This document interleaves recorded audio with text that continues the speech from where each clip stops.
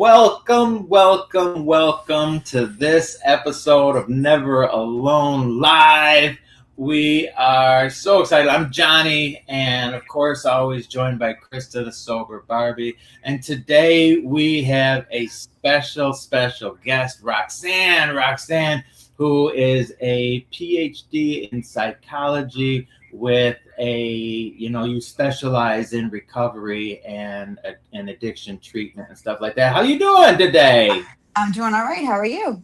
I am excited. I'm excited, but I'm easily excited. The big thing is that this is Never Alone Live. We have a podcast called Never Alone, Never Again, which you have been interviewed on and have told us your story, and that drops this Friday. What's the date this Friday? August something. No, July 30. July 31st. Yes, see, that's why you're the brains of this operation. Oh God, that's scary. So I'm so excited. We've met on the Tiki Taki. Krista and I we go live every morning, and we met you there, and I'm just over the moon excited because today I've got some really cool topics that I want to discuss, and you are a smart lady, and you are well studied on a lot of this stuff, so I'm looking forward to your answers. My first topic of conversation is pouring into cups that have holes in them. Woo, that's a big one, right? Yes, that's a big one. Pouring into cups that have holes in them. You as a person that tries to help people for a living, Yeah. and we try to help people. We're always trying to help people, but pouring into cups that have holes in them, man, we're broken. How do we do it? What are your thoughts on that one? Well, I guess I was like, who has the holes, right? Is it when you're trying to pour into people that are not receptive, to the information? Like, what is the concept behind there being holes in the cup, I right? don't know. That's why this topic is so cool to me, because it's so Right. broad. And And she's gonna take it apart and yeah, answer these questions. I know, right? Because there's so many ways to go with this, right? So you could look at it as to at what point when I'm working with someone do I recognize that they're not ready, or what I'm doing is I don't want to say futile, right? Because that's not how we look at therapy. But where I'm where do I find that boundary line, right, between pouring into somebody and recognizing that hey, my time could be better suited with maybe someone who's more receptive and open, right? And this is kind of like the ugliness, right, of it's how do you say that about anybody? But it's true. We see this all the time. Sometimes people come on in the lives and the TikTok, and they'll go, you'll hear them and I'll instantly know right away they're intoxicated. And you have all these people in the boxes and they're feeding into them and feeding into them. It's this person is intoxicated. They are not, we are not going to accomplish anything here as far as on screen. You know what I mean? If I was with them one on one, I might be able to convince them to go into a detox, right? That would be a different, but I would be with them one on one. But when you're on lives and you're on screen and people's videos are shut off or whatever, it's you can't, you can't really give much to that, right? and that's it, and that's why we go on lives all the time. We talk to people all the time, and what are we, delivering a message of hope, right? And Right.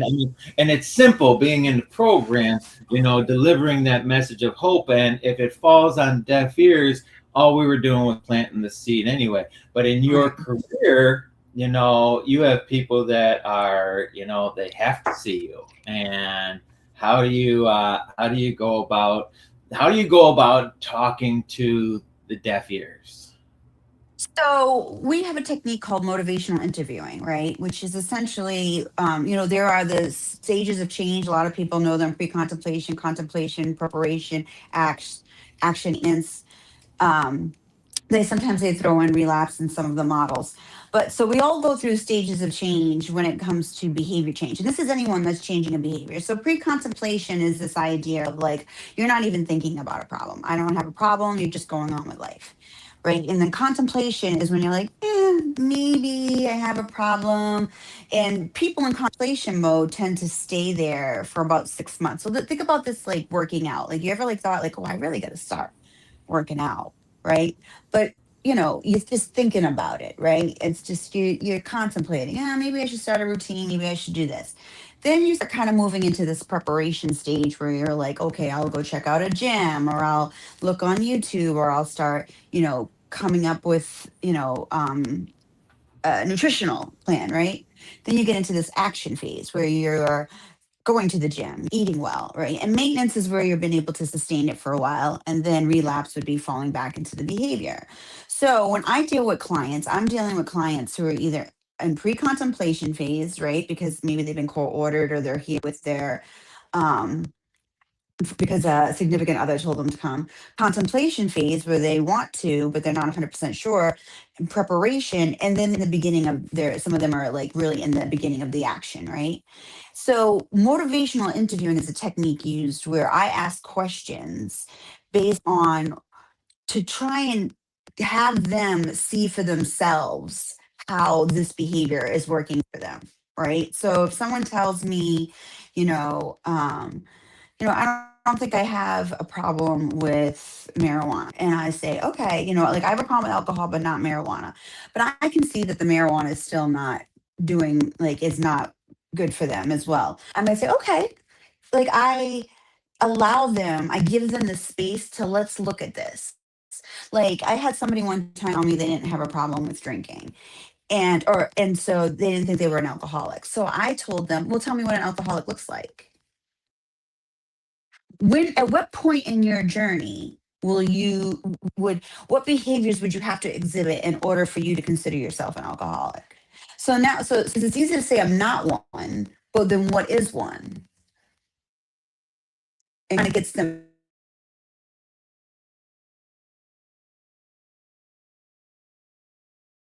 No. Oh no, not technical difficulties. Oh, right when Brandy Joe jumped in. Brandy Joe, you jumped in and Roxanne disappeared on us. And we were talking about, okay, okay, Yes, she's back. she's back. I'm back. She's back. She's back. I blame it all on And it was Brandy. getting gone. And Brady Joe's here. Brandy Joe just got here. I blame it all on her, Roxanne. So you're good. You're good. Okay. All right. So where was Motivation. I left? Did you get They're motivation? Did you get the part about when what, someone says they're an alcoholic or they're not an what they alcoholic? think. Yeah, what All they right. think an So alcoholic there are is. techniques that we learn, right? Where therapy is not like, are there components of it that can be more straightforward? Yeah. If I have clients that come to me and say, I need someone that's strong and that will tell me to my face, like, this is ridiculous, but I have that rapport with them, right? And I have other people that I can't do that with. So motivational interviewing is one of those ways where I start to kind of help people explore what their thought processes were. And then I could say to them, oh, you say you're not an alcoholic, but yet you are having a difficult time abstaining from using for 30 days. What is that all about? And help them kind of see that. So, and leave them with these like little chunks to bite on when they're not in therapy, because therapy actually doesn't really is not about in the session, it's what happens outside the session. What are you doing outside of the hall? What are you doing with the information that we're talking about here? Because I'm just giving them information. Do you know what I mean? And just exploring things. But what are you going to do with that when you leave here? And my favorite thing is when I hear people say, "Oh, I heard your voice," and like when I went to go do this, and I'm like, "Yes."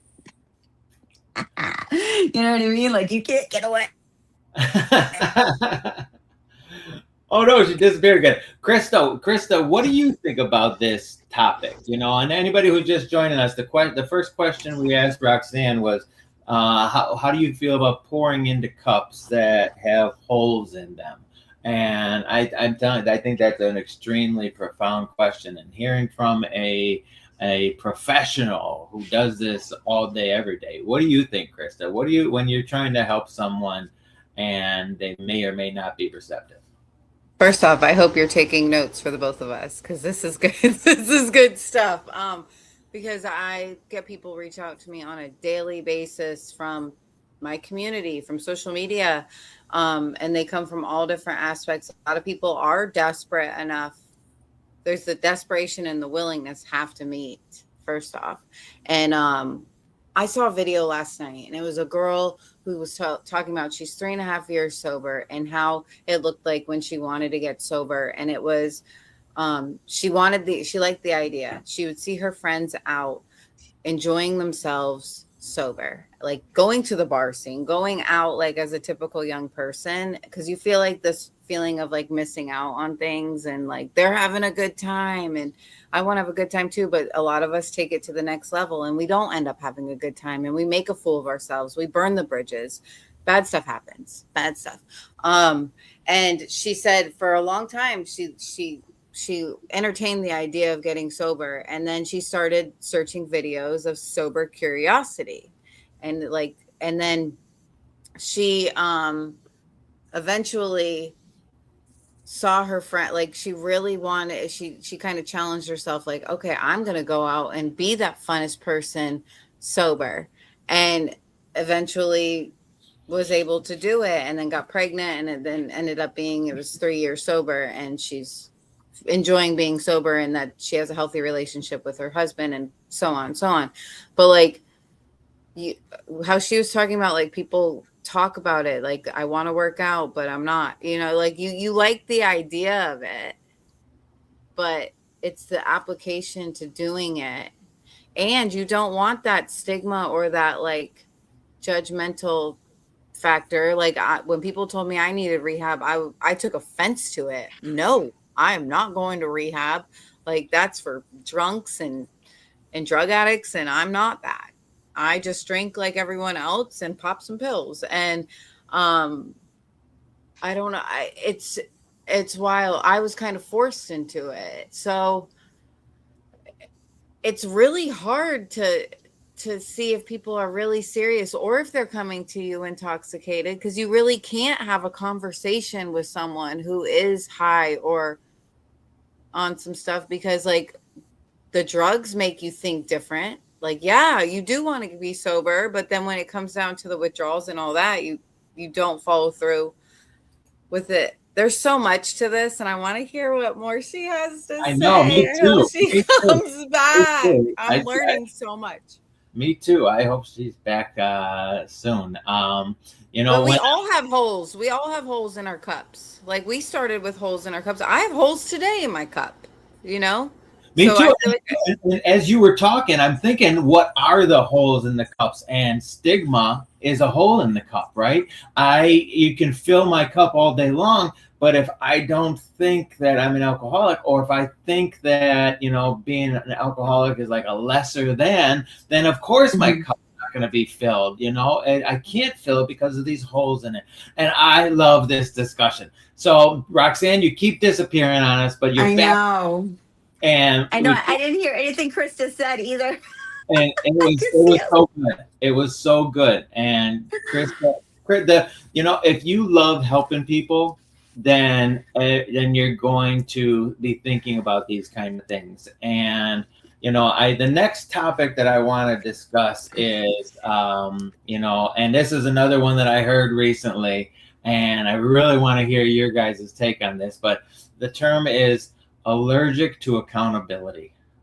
Oh my goodness, is that a profound statement? People, and I'll just say to myself that I was not accountable for any of my actions when I was in active addiction. I didn't take any responsibility. I thought everything was everyone else's fault. I was the victim. And even with all the time I have sober now, I can still get into that mentality. Why me? Poor me. And granted, I have a program that helps me and I can flip it immediately, but the term allergic to accountability, Roxxanne, what do you think of that one? That's a good one. Oh, and she didn't write that. And look at see, Brandy Joe made her The comment. Brandy Joe made the comment, "I'm allergic to bullshit," and that was pretty awesome. Wait, oh, she was still there, but then the sound was there, but her picture wasn't. What Krista, about I'm allergic to people who won't take accountability? no, and that's another big one. That's another big one. Allergic to people that don't take accountability, or I don't know. I think I'm attracted to people that don't take accountability. You said it. You said it. Oh, Roxxanne, That's a really good question. Roxxanne, I you don't know if just this is gonna work, guys. We'll try it again. we're here for it. This happens quite a bit with guests. So What so Okay. your take on allergic to accountability? I can't even hear you. Oh no. What's your take on allergic to I don't accountability? know. can you hear me? I can hear you now. Okay. He wants to know what your take is on allergic to accountability. Well, you know, Oh, oh, oh no. This is Amy does not want us to I hear don't what know. she There got to say. it is. She's back. And she's gone. Allergic to Are you accountability. there? StreamYard, count your days. Yeah. StreamYard. Maybe if you maybe turn your camera off and we can do it without that. Because I think that might be something. When and all, I mean, maybe I should turn my camera off. Can't hear anything. Krista, can she still hear you? Can you hear me? I don't think so. She said, Brandy said it might be the weather. It's raining there. Bad. Oh no. Okay, so look at oh boy. So this what's your take on this one? Were you always You are allergic to accountability? were you always an accountable person? Did you yeah, that's Oh. I think that's kind of No. the question. No, and that was very important to me when I started my healing process, and getting into the steps, working the steps taught me how to like first I had to clean my street. I had to get everything out, all the crap, all the stuff that kept me in this cycle of guilt, shame, and remorse, and continuing this destructive stuff. I had to wipe it clean. I had to get the street sweeper in. We had to like deep clean. I think we had to repave. We had to repave the road. And what I got a fresh start, and it was very important for me to keep it that way. I'm not perfect. I fall short a lot, but like little things like being on time, saying what I'm going to, like saying I'm going to do something and actually doing it, following through, are really, really important to me today. And in my addiction, I was never on time. I used to, drinking was my thing, and I would at night make all these plans and all these great ideas, and the next day nothing ever happened. Like so today, and I try not to make like big promises or extravagant things, because I personally know it can't, I won't follow through with it. So it's very important for me today to do things small, so I know I'm going to be able to do it. And I want to be someone that someone can count on, because that was very important for me. So I was never accountable 11 years ago, but today I can confidently say I am an accountable person. So I love that. That's brilliant. Roxxanne, can you hear us now? I can. Wow. Okay, so before you disappear again, what are your thoughts on the allergic to accountability statement? Well, I think that when you're caught up, is this using or not using, right? Because these are two like totally different times, right? So it's really hard if someone's under the influence or is using, or his brain is hijacked, to expect them to be able to make decisions and be able to think critically and see things, right? Like it's almost like depending on how severe it is too. But in recovery, it's I think there's a lot of shame and guilt that comes along with our population, and people the reason why they, I don't know if it's allergic, but they shy away from accountability because they don't hear accountability, they hear I'm not good enough.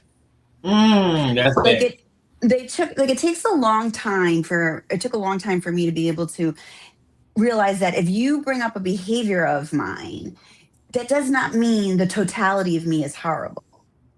It just means that this behavior, it doesn't even mean I'm a horrible person at all. It just means this behavior for some reason is not working or bothers you or whatever. And a lot of times when people are very early in recovery, they can't do that. They can't handle it. It's too much. So working on shame and guilt is huge because when you start to move through that, you realize you can separate your who from your do, right? And also, accountability requires humility, right? And our egos are there to protect us. Um, they don't do a very good job of it, but they originally, a lot of the egos developed to protect us. If you think about like, if I if I have this horrible idea of who I am, if I can create a different version of me, that'll protect me from feeling that way. And so being able to be accountable requires you to put your ego to the side, which again is very difficult to do, especially if you've been living in that way for so long. That's amazing. That is and that and it comes down to pride and ego. And now let's bring that into recovery. When we get into recovery and we've gone through the steps, we have a healthy mindset. It's I think it's even harder to be accountable because I'm expected to be better. Right. That's one thing I've always, the longer I stay in recovery, it's like, it's so funny. We say that everything's an even playing field and we all have the same disease, but sometimes our expectations, especially those of people in long term recovery, don't reflect that. Like, if the understanding is that I have a disease and it's a thinking disease, and at any point, if I'm not taking care of myself, I might not be using, but I might be, diseased up, is how we say sometimes say it. That would mean that at any point and any time that could happen. So what is it? Which one is it? Am I cured because I'm further along or becoming more cured, or am I still just an addict? And I think that gets kind of hard to talk about because people will say, well, this is how you act with 14 years clean. And I'm like, well, I've never had 14 years, so I guess so. Huh. What am I supposed to act like? Tell me what 14 years. And then when I want to get mean, I say, well, when you get 14, I like to see how well you do.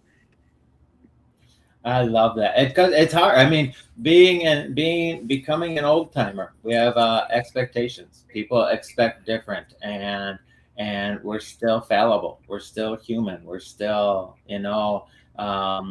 fighting the same things, fighting the same battles in our head that everybody else is. But there's expectations, and I like to say long-term recovery is equivalent to long-term humility. And I think I need to alter that because long-term recovery is long-term humility and accountability. Yeah, for sure. And one thing I will say when I think about accountability is we have to always be accountable for the first one. If you stop using and have stopped, the first one's always a choice, and that is where accountability is like the strongest, right? Like I can't get up and leave right now and just go use and act like, oh my God, I have no responsibility or accountability for that, right? That is 100% on me because I always have a choice when it comes to that. So that's like kind of the first thing you have to really get under your belt about being accountable for your actions when it comes to using.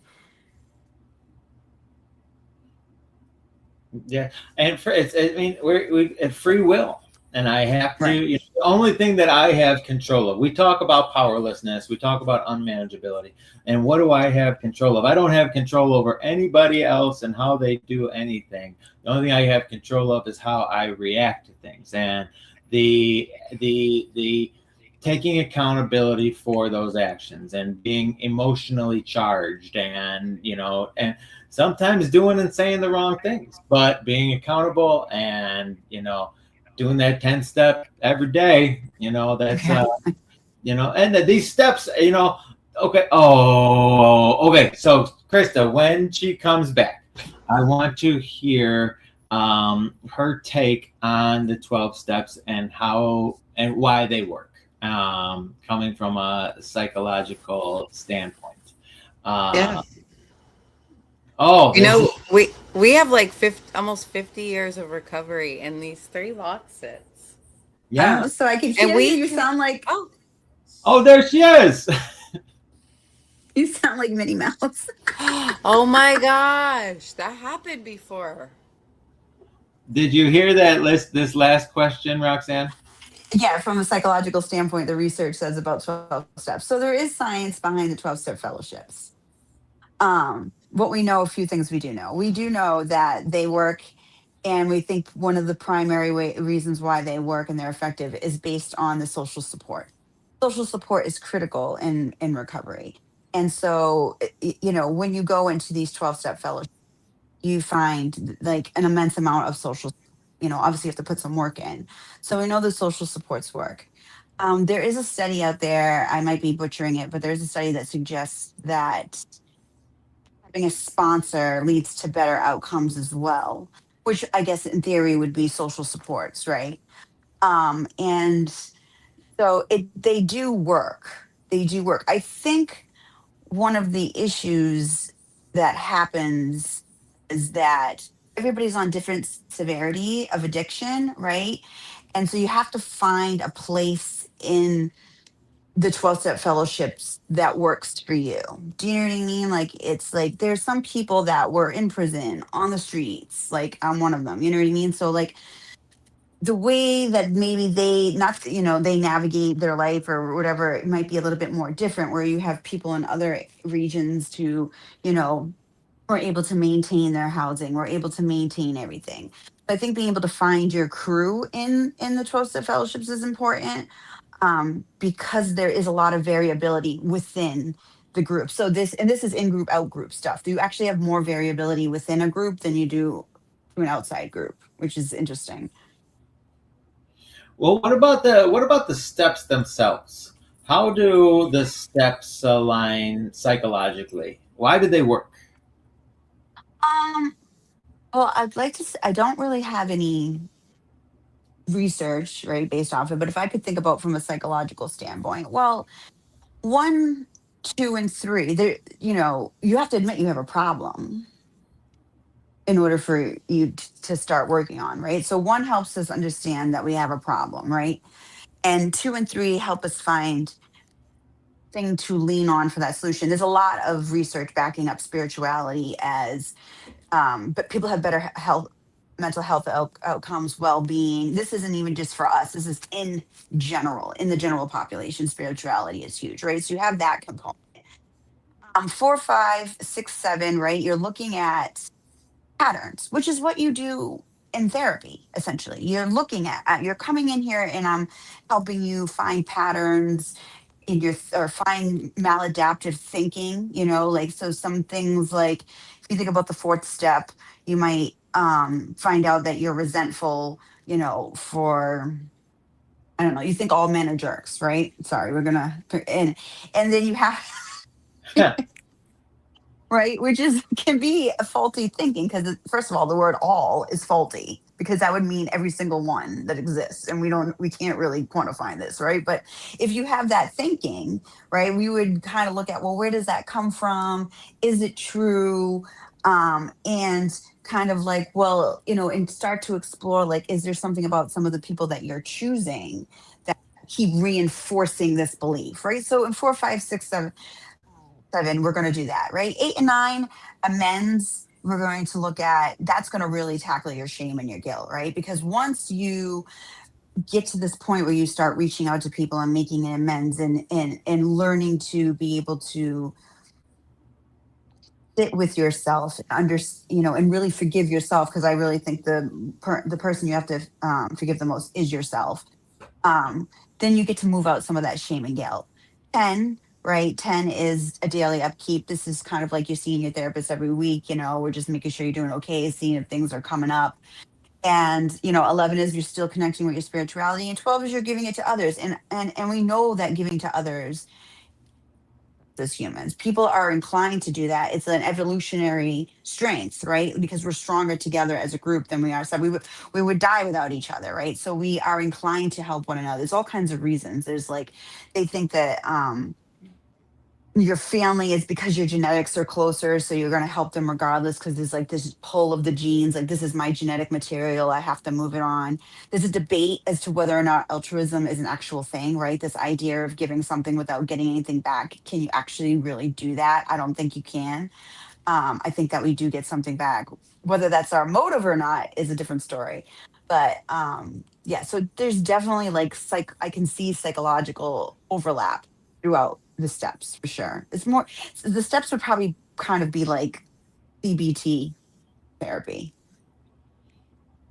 I'm telling you, I love the different perspective, and I hope anybody who watches this is because I think that if you have an open mind and to new ideas, that's what it takes, right? And the gift of desperation is what leads to that open mind. We got to get to the lowest point to actually say, okay, maybe there is a problem, maybe there is a different solution, and I have to try these different solutions. So I love the fact that we're looking at it from a psychological aspect, because I think people respect this. They respect the field. So thank you. I'm gonna jump to I'm telling you, I came armed with lots of questions today, and this next one is one that I think that a lot of people do all the time. It's suffer in silence. What I mean, the suffering in silence. When it comes to mental health, you know, I think this is just such a big thing. Roxanne, what's your take on suffering in silence? Well, first of all, why do we do it? Why do we suffer in silence? And there's all kinds of factors. There's stigma, right?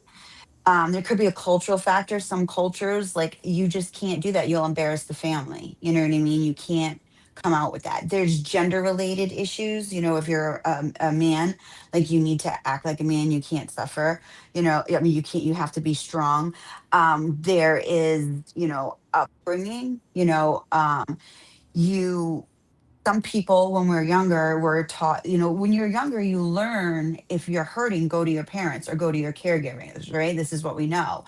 But if your caregiver or parent is not present or can't be present or doesn't give a shit if you're, whatever, hurting, you will internalize that as it doesn't matter. It doesn't matter. I'm not going to get help anyways. Or even if I do get help, I'm not going to get the help I need, right? We are an individualistic society, right? So have to kind of like pull up your bootstraps and keep going. We have factors such as, if you think about like socioeconomic status, I'm like working class. Have time sometimes to suffer because I got bills to pay, and then I'm really going to be suffering. You know what I mean? Like, so, and this is a big thing, especially in the field. I have so many people come and they want treatment, and they're like, but I have to work at the same time. And so I try to work with them and figure out how that's going to look like. Like, I don't get to go to the Palms Resort or whatever. But remember that place, the guy said I'm cured or whatever? He had that big, huge mansion in Florida, the commercial. Passages of Yes. Malibu. Passages. Yeah. I'm not going to passages when I get out. You know what I mean? So and things aren't going to be paid for. Like I had a time in my recovery, I had needed mental health treatment, and there's a place in Florida that helps people who are in long-term recovery with their mental health, but I couldn't go because I had kids. You know what I mean? I'm like, who's going to watch the kids? It was a 90-day treatment. Everyone's like, you can go for a week. You can't go for 90 days, right? So who's watching these terrorists, you know? Um, and so there's like all kinds of reasons why people suffer in silence, right? And but it's not going to be beneficial at all, right? Because no one can help you unless we know that you need the help. And that's why one of the things I love about being in the field, and this is controversial among therapists. Do you tell people about, like, I'm just out there, obviously, I'm public about my recovery. Like, do you tell people about being in recovery, your clients, or how much do you divulge or whatever? And I think the truth of the matter is that um the one number one factor that we know from research as to whether or not a therapist will be effective is the relationship you have with your therapist. If you trust, that's the number one. It doesn't matter what modality they use, none of that. You need to trust, right? So one of the ways that I get to kind of reach and get to the trust faster is that being open and honest about my own recovery status with those who are struggling, because they automatically feel like, okay, at least I'm in an environment with somebody who gets it. Yeah, a jumping off point. Yeah. They have the ability to start, and I mean, we talk about suffering in silence frequently, and Krista is probably one of the best I know when it comes to recovering out loud, and we are firm believers in the recovering out loud. We recover out loud for those who are suffering in silence, those people that are afraid to come out, afraid to be vulnerable, afraid to the stigma.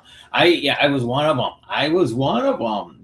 And I suffered for a long time. I'm a man from the age where if you're hurt, you put some dirt on it and walk it off, and that was physically and emotionally. We didn't deal with our feelings. We didn't talk about our feelings. We didn't, I talked about this earlier.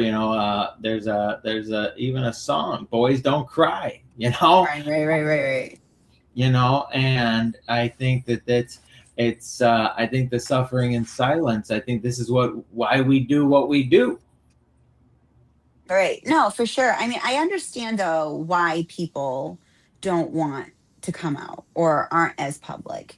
One of the if I could, I think about all the research studies I'd love to do, and one of them is we talk a lot about the stigma, right? So we talk about these great things that happen when you're open and honest. In some ways, it's counterintuitive because now you're telling people, hey, you can be open and loud, but just so you know, people are going to think you're a piece of shit, right? So, not everyone's going to accept you, right? And that sounds like something I want to sign up for, right? So Oh no, we lost her. She'll be back.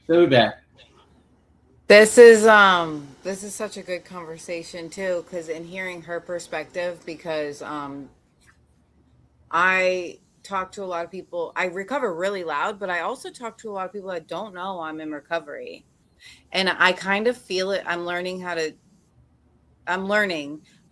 I kind of feel it out, and then I throw in like, well, this worked for me, or telling them my personal experience, and then they all of a sudden you hear it in their voice that they have hope instantly. Like, oh, like you're not just like a recording, or or someone just reading a script. It's the personal experience that really helps, and that's what kept me in rehab, and that's what kept me going in treatment, was hearing someone else's, like, their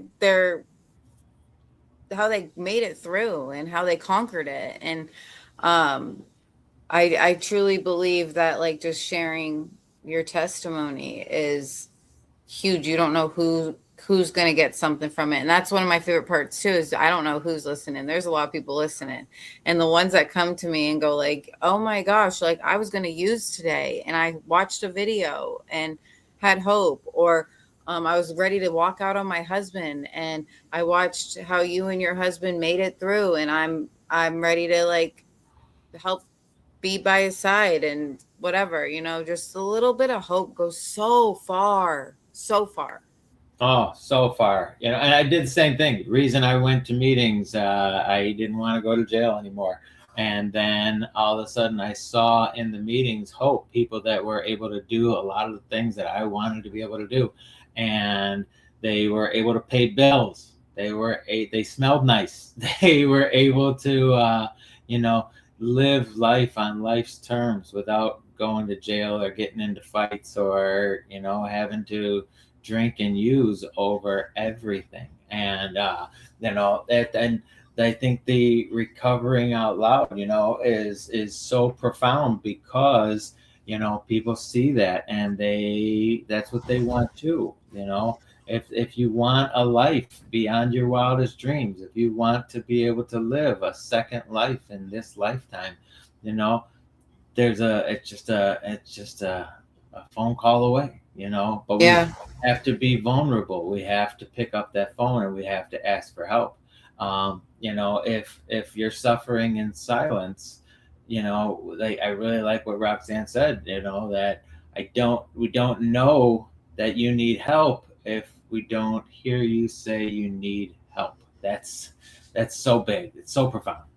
Yeah. And there are so many things that play into why someone can't like do the work. And like being a mom is hard, and you have to put little people's needs before yourself. And I can relate a lot to what she was saying about like wanting to go away just for a little mental health like recap. I tell people all the time, if I had the money and the time, I would go back to rehab for 30 days just to get like a just to like revamp my recovery, because like you get no distractions, you can focus on working, like healing and getting to the root of whatever issue. And then to go back on what you were saying about asked her if like the 12 why the 12 steps work. First off, us three right here, we are products of it working, so it does work.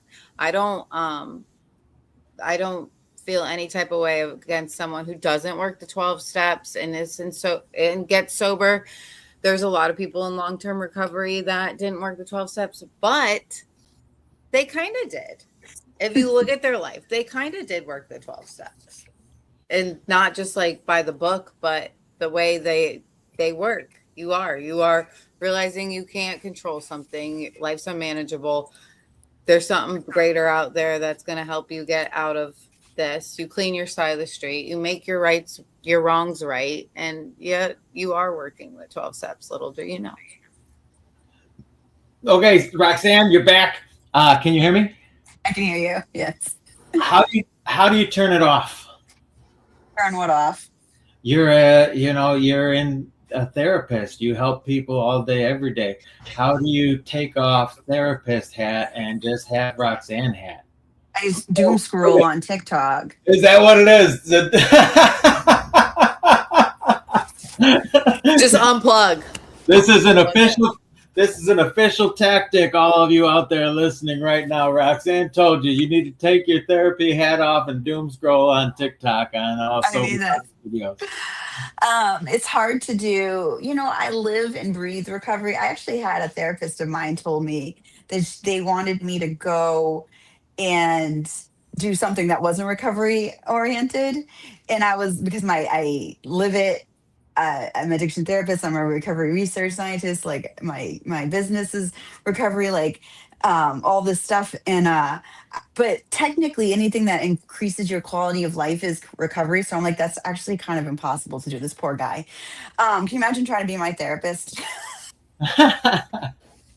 No. um, Right. So, but one of the things that I've learned to do is I actually have to go. This sounds bougie, but I actually have to go like on vacation. Like I have to go away. So sometimes, I do little mini day trips, or like I'm going to be going to a convention in Florida. So, it's I have to step away. That's just the way I have to do it. Otherwise, it's hard, And sometimes I just turn on a true crime show and veg out, but it's hard. It's hard to shut it off, especially when people are asking for help. um I had to recognize that not everyone's emergency is my emergency. Yeah. Ooh, that's a big one. you Yeah. know um and I don't have to I've had people, and they'll say, oh, you think you're, aren't you supposed to be about recovery? Just because I won't stop in the middle of the day to do what they're asking me to do, which is highly manipulative, and I'm like, yeah, you're not going to get me on this one. An emergency is someone's, on the floor needs to be resuscitated. Yeah. So You know, one of the TikToks we were having in the morning, I was talking about these big profound statements, and I think I brought up the fact that we were gonna, we had a big conversation coming up on Wednesday, and I was gonna bring these up, and I don't know, I think it was our friend Jomo. Jomo, we all love Jomo, and yeah. he said, I suffer with suggestionitis, and I thought that was such a great term because I do it too, people will come and they'll, just be in mid conversation. Next thing you know, I'm giving them all the suggestions and all the advice that they should do to live their life better and do all this. And they didn't ask me for that. Right. They didn't ask me for that, and I'm giving it anyway. It's hard to turn it off when you see someone suffering and you can help them. That's suffering from suggestionitis. You know who's got that the worst? And I'm not going to take Krista's inventory, so I'm not going to say Krista suffers from it. But look at the face. You see the face that she made? And I'm not offering you any suggestions. You don't take it, ever. Oh no, but honestly, I mean, it's hard, I mean, like with our kids, right? We're all three of us, we're all parents, and I have a 22-year-old and a 10-year-old, and all I want to do is show them the right ways to live and help them to become the best person that they could possibly be. And next thing you know, I've got my AA hat on, and I'm telling them acceptance is the answer to all their problems and stuff like that. And and so it's hard. So any tips you have to, because I mean, you do this for a living, you do it all day every day, and then you go home and you got to be mom. How do you do it? Well, when you were talking, I was thinking about suggestionitis. I have learned to detach myself from the outcome. So, um, like first of all, I always ask people, are you looking for a suggestion, or are you just trying to vent, right? And there is a fine line between therapeutic work and me just listening to you complain, right? I mean, I'm going to get paid either way, but whether you want to sit here and just complain every week I mean, I'm down for it, I'll listen. Or do you really want to do some work, right? I cannot control that. That's not my job. Is to give the information and to be a place for you to kind of sift through it, and then you do with it what you please. So I've learned to disconnect from the outcomes. Even if I give you a suggestion, it's really none of my business if you do it or not, but it is difficult being a parent. um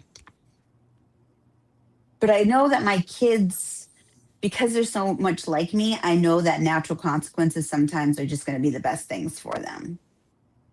Do you know what I mean? Like, I try to I live it, right? Because social learning is paramount, right? They're watching us, and living it is more important than talking about it. And also just recognizing that, like, they're going to have their own life and they're going to make their own choices. And excuse me, I can't protect them from that. It's probably, I work with clients whose parents like have tried to protect them from life, and it's not a good outcome.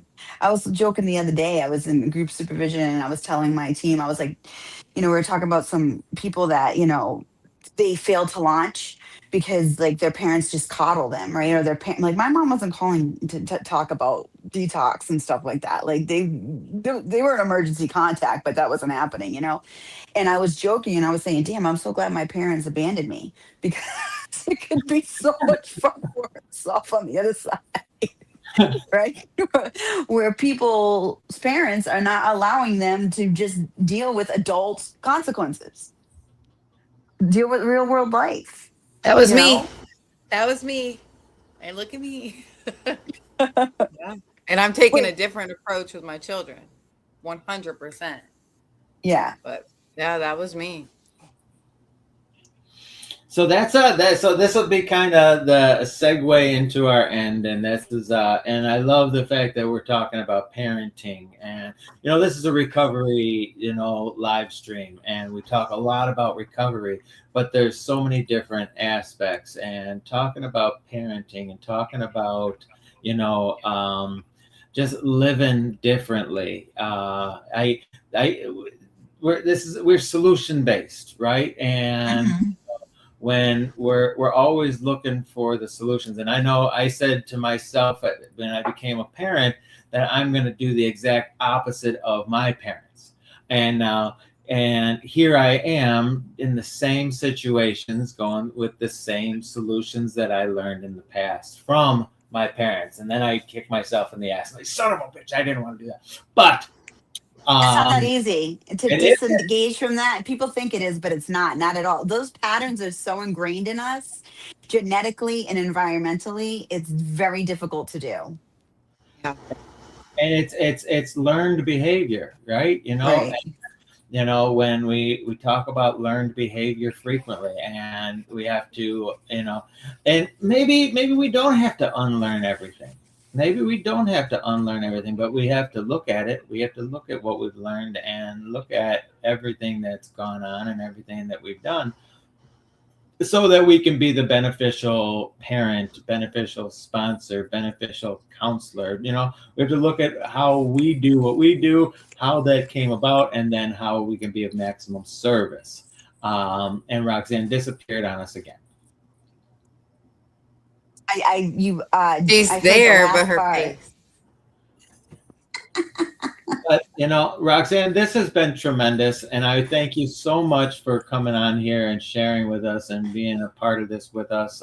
Thank you everybody for listening in.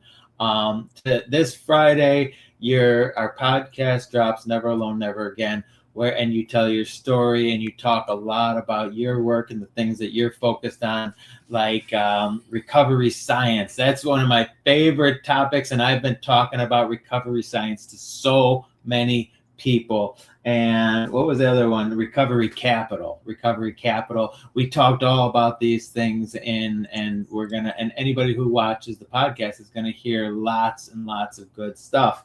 So And no technical difficulties. there were, yeah. And Yeah, I know. We did okay though. We did all right.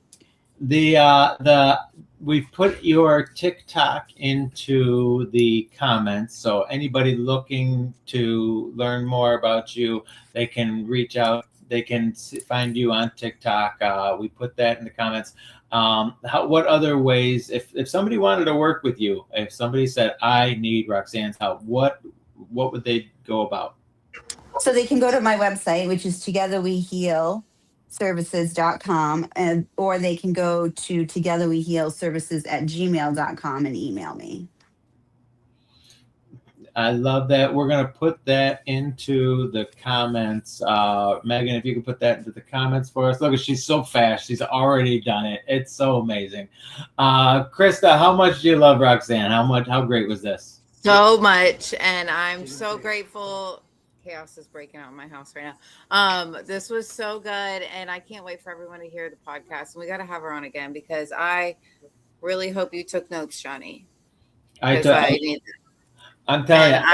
it's good stuff. I don't think that I have taken more notes on any of our interviews. I've got paper over here. I've got paper over there. I'm going crazy. But Roxxanne, thank you so much for everything that you do and for coming here and being with us. Is there anything that you would like to close with? No, I mean, I'm just grateful that you had me on. Thank you to everyone who's listening. And recovery is possible. Doesn't matter how far down the road you've gone. You can always turn it around. Recovery is possible. Thank you, Roxxanne, and thank you everyone for watching. God loves you, so do we, and we will see you next week.